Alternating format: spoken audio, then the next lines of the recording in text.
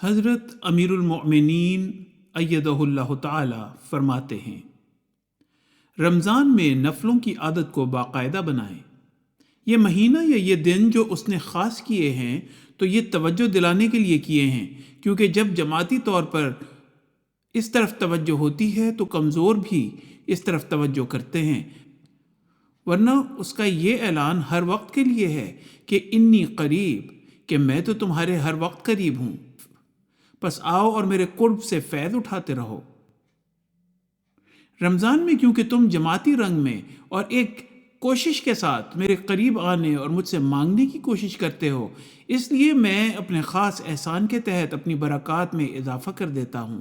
ورنہ دعاؤں کی طرف توجہ دلاتے ہوئے اور اللہ تعالیٰ کی قرب کے حصول کا ذریعہ بتاتے ہوئے حضرت صلی اللہ علیہ وآلہ وسلم نے فرمایا کہ ہمارا رب رات کے درمیانی حصے میں بندے کے سب سے زیادہ قریب ہوتا ہے۔ فرمایا پس اگر تم سے ہو سکے تو اس گھڑی میں تم اللہ کا ذکر کرنے والوں میں سے بن جاؤ، یا اگر بن سکو تو ضرور بنو۔